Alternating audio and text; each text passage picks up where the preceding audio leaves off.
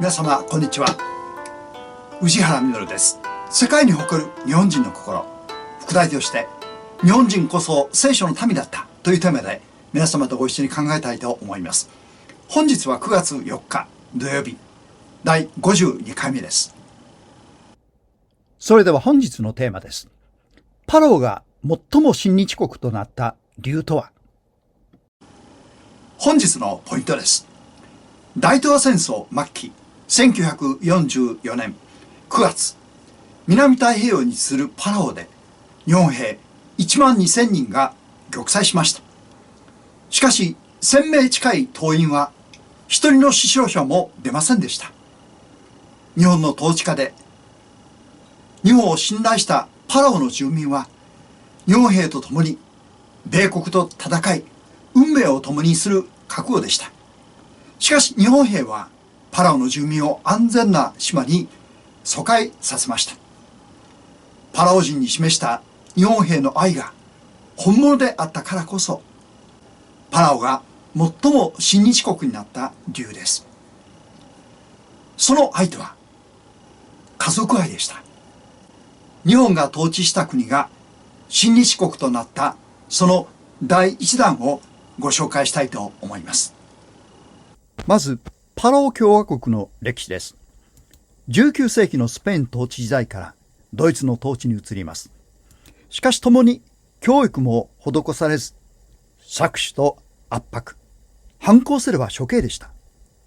そのうち国際連盟から1920年から45年までの20年間、日本はパラオを含むミクロネシアの統治を任されます。台湾の50年、朝鮮半島の35年と比べれば、統治期間は短い方ですが、与えた影響は大きかったのです。国土の面積は屋久島とほぼ同じです。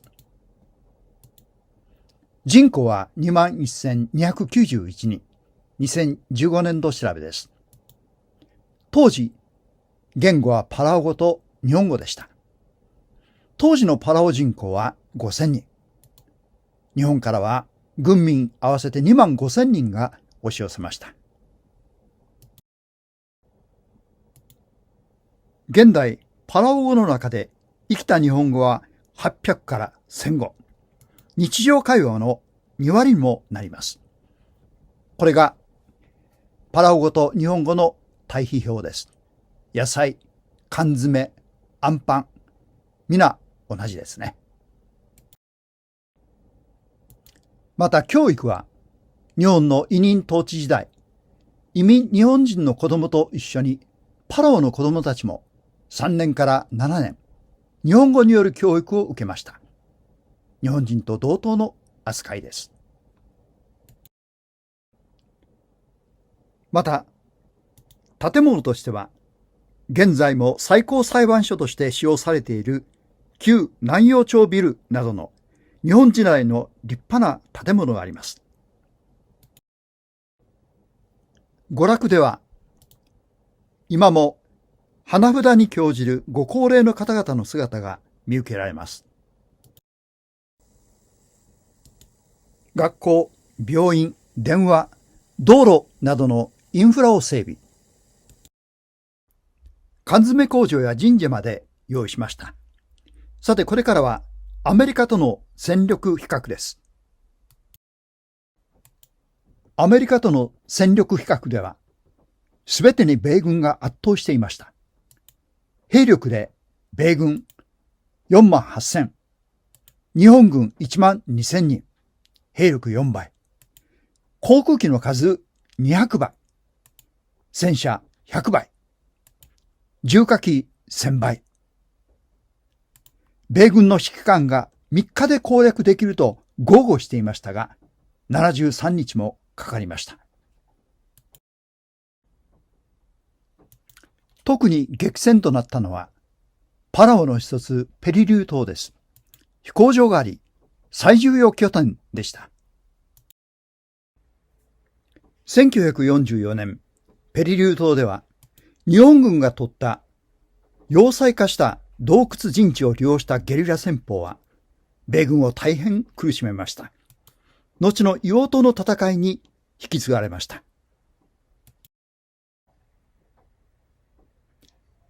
その意味でも中川守備隊長の功績は非常に大きかったのです。ここからは上島義郎大日本帝国の地政学、日米衝突の根源から引用させていただきます。島民たちは日本を尊敬していた。だから日本軍と一緒に戦う決意をした。島民の代表数人は守備隊長のいる式場を訪れた。守備隊長であった中川国夫は温厚な人物であった。だからきっと自分たちの頼みを喜んで受け入れてくれるに違いない。一度の話が終わるとその場が沈黙に包まれた。しばしの沈黙の後、隊長が突然激高し、つまり激しく怒ってこのように叫んだ。帝国軍人が貴様ら土人と一緒に戦えるか。彼らは一瞬何が起こったのかわからなくなり、自らの耳を疑った。日本人は仲間だと思っていたのに。一緒に肩を組み歌を歌った日本兵たちの思いは見せかけだったのか。やはりこいつらは自分たちを見下していたのだ。式場を出てからの帰り道、島民は裏切られた思いで皆悔し涙を流した。船に乗って島を去る日、日本兵は誰一人も見送りに来ない。島民たちは重い足取りで船に乗り込んだ。しかし船が島を離れたその瞬間、日本兵全員が浜に走り出てきた。そしてかつて一緒に歌った日本の歌を歌いながら手を振って彼らを見送った。先頭には笑顔で手を振るあの隊長が。その瞬間、島民たちは悟った。あの隊長の言葉は自分たちを救うためのものだったのだと。島の人たちは何か自分でもわからない声を上げながら涙で霞む目を必死に開けてちぎれるほどに手を振り返した。以上です。日本軍は73日間の死闘の末玉砕しました。現在ペリリュー州にはペリリュー神社があります。そこにある碑文にはアメリカ海軍のニミツ提督の言葉が刻まれています。諸国から訪れる旅人たちよ、この島を守るために日本軍人がいかに勇敢な愛国心を持って戦い、そして玉砕したかを伝えられよ。米太平洋艦隊司令長官 C.W. ミニッツ。この戦闘に参加した元海兵隊員は、本当に強い敵は尊敬されると述べています。互いに死闘を繰り返した相手を米軍の指揮官は叩いたのです。素晴らしいことですね。2015年4月9日、天皇皇后が初めて公式訪問されたとき、晩餐会での天皇のお言葉です。戦後、慰霊碑や墓地の管理、清掃、遺骨の収集などに尽力されたことに、心から謝意を表します。日米の戦闘後、米軍は自国の兵士のみを埋葬、日本兵の遺体は残されたままでした。パラオの住民は疎開先から島に戻り、この惨状に非常に心を痛めました。自分たちを守ってくれた日本人の遺体を丁寧に埋葬してくださったのです。これを天皇陛下がお礼として述べられました。天皇が訪問された日を、それ以来パラオの休日としています。それほど天皇陛下の訪問はパラオ国民にとって大きな喜びでした。続いてパラオ共和国大統領トレミー・ジュニア氏のお礼のお言葉です。日本は第二次世界大戦終戦から今日に至るまでの年月で、敗戦から見事に立ち上がりました。それどころか産業、経済、文化など様々な分野において、世界のリーダーとして活躍されています。そんな日本の皆様たちのバイタリティが、実は私たちの国、パラオを作ったという事実をご存知でしょうか。終戦までの日本は、数万人に及ぶ日本人入植者をパラオに送り込み、南洋町を作り、私たちパラオ人のために様々な教育や産業を伝えました。それは後にパラオ独立のための貴重な原動力となりました。そして現在でもパラオの長老たちは日本のことを内地と呼び、世界で最も親日感情が高い国と言っても過言ではないのです。日本人はパラオを植民地としてではなく、日本そのものだと考えました。そして日本のために戦い、死んでいったのです。これに応えるように、パラオ国民の日本に対する感謝と憧れが、パラオの国旗の由来に込められています。パラオの国旗は、日照期にある太陽に照らされて、洋上に輝く満月を表したものです。日本は太陽で、私たちは月だ。また満月を旗の中心に置くと、日本の国旗に似すぎて失礼だということで満月は少しずらしてデザインされています。日本の日照期に対し、パラオの月照期の国旗は国民投票で選ばれました。国民の総意ということですね。1994年、パラオは米国から独立しました。またパラオの国定教科書には、日本の統治時代のことが記録されて、日本への感謝の気持ちは子々孫々まで語り継がれています。しかし残念かな、日本人のほとんどがこの事実を知りません。そう申し上げる私もそうでした。隠されているという方が正しいと思います。日本の外務省こそ、この事実を日本国民に広く伝える責任を放棄していると思います。日本はアジアを侵略したと教え込まれ、日本人を貶める自虐史観に縛られるように、長年私たちは教育されてきました。しかし、日本が統治した国々が、この日本に対し、現代もこのように親日国であり続け、日本を高く評価してくださっています。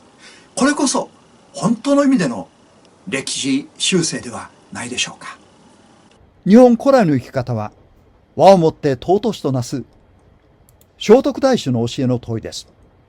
それは1500年近く経った今も基本的には変わりません。日本人のアイデンティティなのです。この聖徳太子も天皇家の一人です。前回の動画でご紹介しました明治天皇の和歌、世もの海、皆腹からと思うように、など波風の立ち騒ぐらむ。私は世界中が皆兄弟姉妹だと思っているのに、なぜ戦乱が起こるのだろうか、という歴代天皇と日本人の精神であることをお話しいたしました。そのルーツが実は聖書の次の箇所にもあることに私は気づきました。こういうわけで、あなた方はもはや他国人でも寄留者でもなく、今は生徒たちと同じ国民であり、神の家族なのです。新約聖書エペソビトの手紙2章。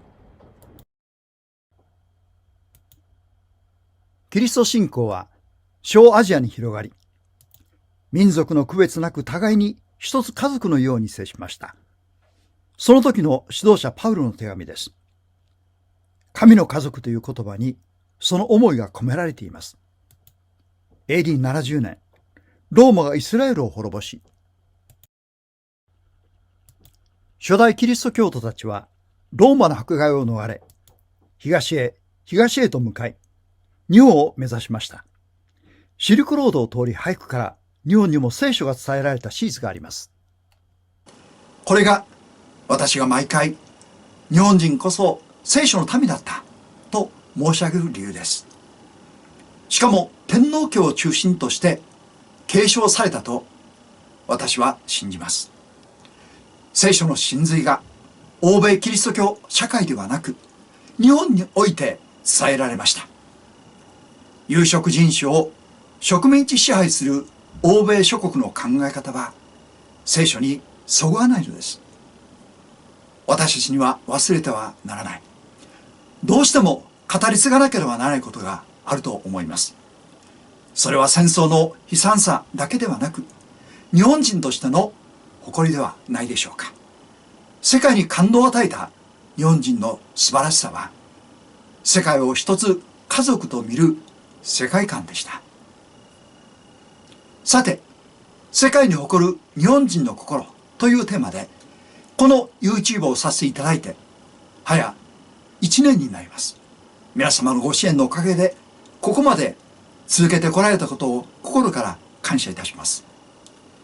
私は以前、さほど日本の歴史に関心があったわけではありません。しかしこの間、学ぶ機会をいただき、皆様にお伝えすることで、私自身が大きな刺激とチャンスをいただきました。毎回、新しい発見と感動の連続でした。あたかも、毎回 NHK スペシャルをやってるような感じでした。日本人としての誇りを取り戻すことができました。この点をお伝えできたことが何よりの喜びです。ちょうど1年が経ちましたので、毎週土曜日から第1、第3の土曜日に変更したいと思います。幅広い研究をこれからできたらなと思います。最近始めたもう一つのチャンネル、ピンチはチャンスは、従来通り毎週土曜日とさせていただきます。私がしていました小さな会社の体験談です。倒産の危機からどのようにして回復できたかをお話ししています。何かのお役に立てれば嬉しいです。それでは次回のご案内です。第53回目、9月18日土曜日。これからは第1と第3土曜日です。テーマは、パラオこそ日本の名誉回復の牽引です。日本の敗戦後、パラオは長い間、アメリカの統治下にありました。しかしハワイのように、アメリカと一体の道を歩むのではなく、むしろアメリカから独立して、親日国の道を選びました。それはなぜでしょうか。よろしければチャンネル登録、ご感想いただければ嬉しいです。本日もご視聴いただき、誠にありがとうございました。次回お目にかかるのを楽しみにしています。